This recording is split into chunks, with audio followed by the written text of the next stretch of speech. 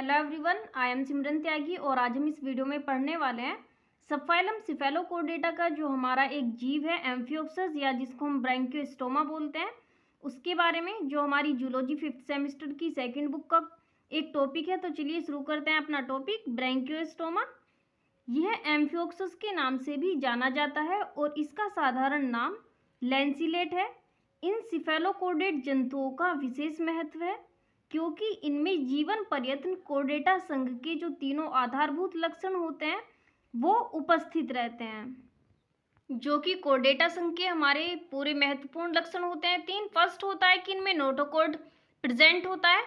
Second होता है कि डोर्सल ट्यूब्यूलर जो तंत्रिका तंत्र होता है वो पाया जाता है, तथा इनमें जो हमारी क्लोम दरारें होती हैं वो ग्रसनी क्लोम दरारें पाई जाती हैं। तो ये तीन हमारे कोर्डेटा के महत्वपूर्ण लक्षण होते हैं।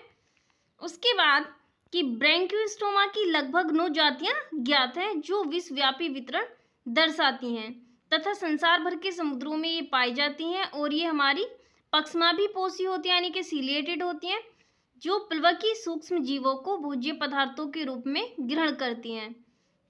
तथा ब्रैंकियोस्टोमा में नर तथा मादा जो होते हैं वो अलग अलग होते हैं और इनमें बाह्य निषेचन पाया जाता है। जंतुओं में जो परिवर्धन होता है वो अप्रत्यक्ष होता है यानी कि वो दिखाई नहीं देता है, जिसमें एक मुक्त प्लावी डंभकीय प्रावस्था वयस्क में रूपांतरित होती है, यानी कि इनमें जो हमारी लार्वा प्रावस्था है वो भी पाई जाती है। अब देख लेते हैं इसकी systematic position of Branchiostoma. Phylum होता है इसका कोर्डेटा, ग्रुप होता है एक्रेनिया, सबफाइलम होता है हमारा सिफेलोकोर्डेटा एंड क्लास होती है लेप्टोकॉर्डी। उसके बाद फैमिली होती है इनकी ब्रैंकियोस्टोमेटिडी, जीनस होता है ब्रैंकियोस्टोमा जिसको हम बोल सकते हैं एम्फियोक्सस और कॉमन नेम होता है इसका लैंसिलेट।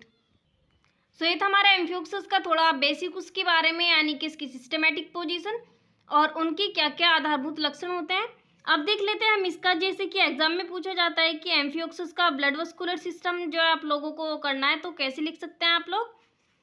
देखिए यहाँ पर एम्फियोक्सस का रुधिर परिवहन संस्थान जो होता है वो सरल एवं बंद होता है और हृदय सरल एवं नालाकार होता है। हीमोग्लोबिन का इसमें अभाव होता है और इसके रुधिर संचार संस्थान में निम्नलिखित रचनाएं जो हैं वो पाई जाती हैं। ये देखिए फुल डायग्राम देख लीजिए आप लोग इसका एक बार कि इनमें क्या क्या पाया जाता है, यानी कि ब्लड का सर्कुलेशन एम्फियोक्सस में किस प्रकार से होता है। यहाँ पर पाई जाती है इसमें वेंट्रल ऑर्टा जो होती हैं और इस साइड पाई जाती हैं डोर्सल आर्टा, और इनमें पाई जाती है हमारी hepatic veins and hepatic portal veins, जो कि यहाँ पर लास्ट में जाके यहाँ पर साइनस वेनोसस में खुलती हैं। और ये देखिए यहाँ पर जो हमारी डोर्सल आर्टा होती है ये बीच में यानी कि मध्य में जाके एक पृष्ठ जो होती है हमारी पृष्ठ महाधमनी बीच में बनाती है, यानी कि डोर्सल आर्टा बनाती है, मीडियन डोर्सल आर्टा, जो कि लास्ट में यहाँ पर पूंछ में जाते हुए हमारा एक जिसको हम बोलते हैं कोडल आर्टरी यानी कि कोडल धमनी बनाती है, और इससे जो हमारी बहुत सारी ये धमनियाँ होती हैं यानी कि वाहिनियाँ जो होती हैं ये निकलती हैं और ये आंत को जाती हैं। यहाँ पर आपको दिख रहा होगा ये जो हमारा है सब इंटेस्टिनल वेन्स, ठीक है, ये आंत को जाती हैं। और यहाँ पर हमारी पाई जाती हैं पोजिटेरल कार्डियल वेन्स, जो कि रक्त को यहाँ से ले जाकर बीच में छोड़ देती हैं, और उसके बाद जो हमारी एंटीरियर कार्डियल वेन्स होती हैं वो रक्त को अग्रभाग से लाकर ये भी बीच में छोड़ देती हैं, और ये दोनों मिलकर एक हमारी यानी कि जो एंटीरियर होती हैं और पोजिटेरल कार्डियल वेन्स होती हैं ये दोनों मिलकर एक हमारी कार्डियल वेन्स बनाती हैं। और यहाँ पर आप देख लीजिए यहाँ पर हमारी ब्रांचियल आर्ट जो होती हैं वो भी पाई जाती हैं। तो इसलिए यहाँ पर ब्लड का सर्कुलेशन जो होता है लास्टली वो कहाँ पर जाकर खुलता है, साइनस वेनोसस में खुलता है। चलिए अब इसकी थ्योरी देख लेते हैं कि एग्जाम में हम कैसे लिख सकते हैं। फर्स्ट होता है हमारा इसमें वेंट्रल ऑर्टा। तो ये क्या होता है, यह एक मोटी दीवार की कुंचलशील एक रुधिर वाहिनी होती है, ठीक है, जो ग्रसनी की दीवार में स्थित होती है, यानी कि ये एक वेन होती है और इसकी कई जोड़ी अभिवाही सब एंडोस्लाइस्टर सीलोम धमनियाँ जो होती हैं वो निकलती हैं, और ये प्राथमिक एवं द्वितीयक क्लोम छड़ों में उपस्थित धमनियों से रुधिर प्राप्त करती हैं और इसे एक जोड़ी पृष्ठ महाधमनियों में डालती हैं, यानी कि यहाँ से वेंट्रल आर्टा जो होती हैं ये किस में डालती हैं, पृष्ठ महाधमनियों में, यानी कि डोर्सल आर्टा में रक्त को डाल देती हैं।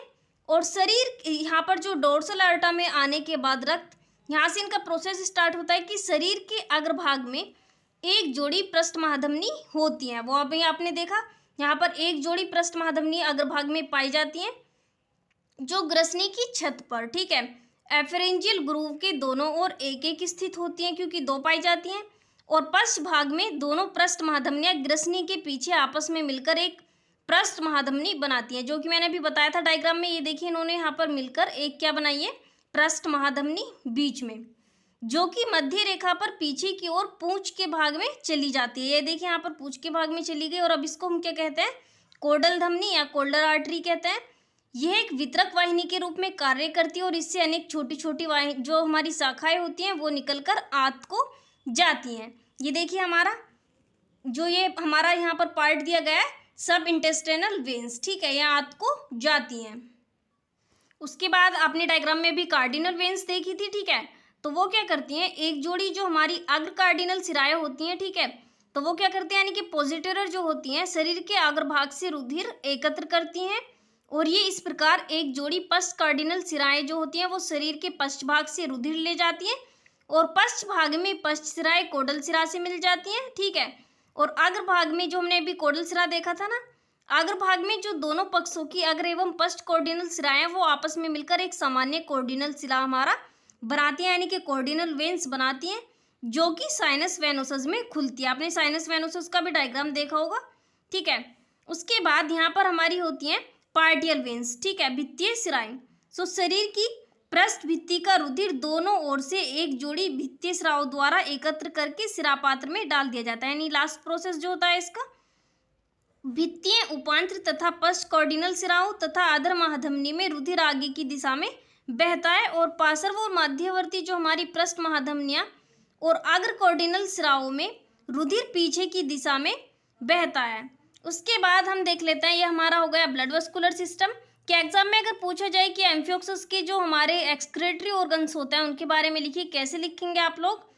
एम्फियोक्सस में उत्सर्जी अंग प्रोटोनेफ्रिडिया होते हैं, और इसके अतिरिक्त एम्फियोक्सस में भी और उत्सर्जी अंग होते हैं, जैसे कि हमारे हैस्चेक नेफ्रिडियम, ब्राउन फनल तथा रीनल पेपेली। फर्स्ट होता है हमारा प्रोटोनेफ्रिडिया। ये क्या होते हैं, एम्फियोक्सस में 90 जोड़े प्रोटोनेफ्रिडिया होते हैं, और ये ग्रसनी के दोनों ओर गिल क्षेत्र के ऊपर जो होते हैं वो ठीक स्थित होते हैं, और प्रत्येक प्रोटोनेफ्रिडिया का जो एक जोड़ा होता है वो गिल क्षेत्र से संबंधित रहता है। ये देख लीजिए आप यहाँ पर इसका डायग्राम, इसमें सोलेनोसाइट्स पाए जाते हैं, हमारा एक नेफ्रिडियम का जो डायग्राम है, और यहाँ पर आपको ये छिद्र दिख रहा होगा जिसको हम बोलते हैं नेफ्रिडियोपोर। ये होती है इसकी मेन ट्यूब्यूल, तो आप बना सकते हैं इसका स्क्रीनशॉट लेकर। अब यहाँ पर ये तो था सोलेनोसाइट्स का एक नेफ्रिडियम में डायग्राम। अब यहाँ पर सिर्फ एक जो हमारा सोलेनोसाइट्स है उसी का डायग्राम है ये पूरा, जिसमें क्या होता है, यहाँ पर फ्लैजेलम पाए जाते हैं, और ये हमारी होती है इसकी इंट्रासेलुलर कैनल। उसके बाद जो हमारी यहाँ पर होती है इसमें साइट जो ब्रांच होती है इसकी नेफ्रिडियल ट्यूब्यूल। तो ये हमारा जो ए है ये है मेरा एक नेफ्रिडियम का डायग्राम, और जो सेकंड दिया गया है यहाँ पर ये हमारा बी, ये होता है एक सोलेनोसाइट्स का पूरा डायग्राम, आप लोग बना सकते हैं। उसके बाद इनकी संरचना के बारे में थोड़ा सा दिया गया है कि प्रत्येक नेफ्रिडियम एक मुड़ी हुई नलिका के समान रचना होती है, ठीक है।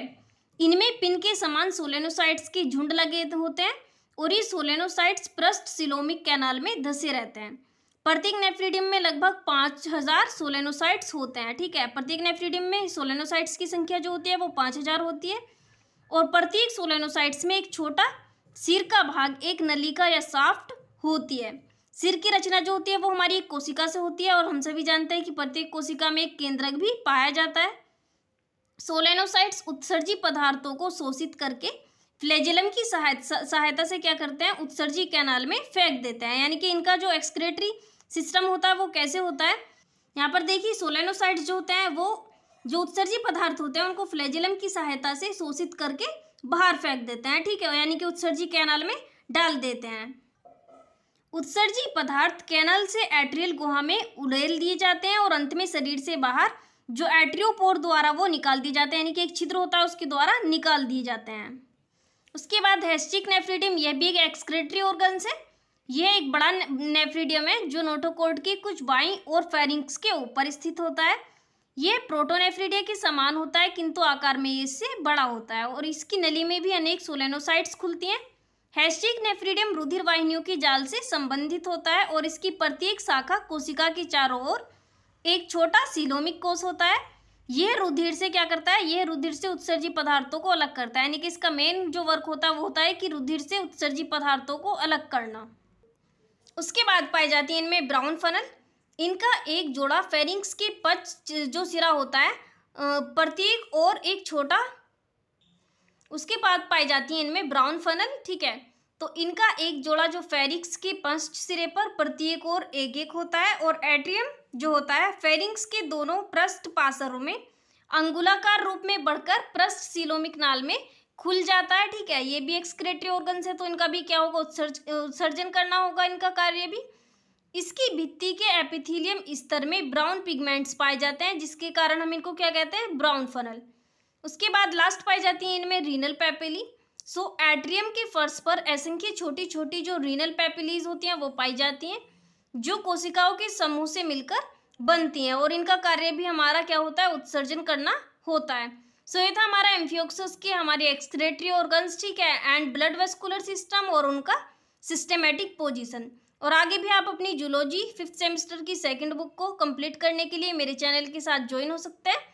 फर्स्ट बुक चैनल पर मैं ऑलरेडी कंप्लीट करा चुकी हूँ, आप लोग वहां से जाकर कर सकते हैं। Thank you.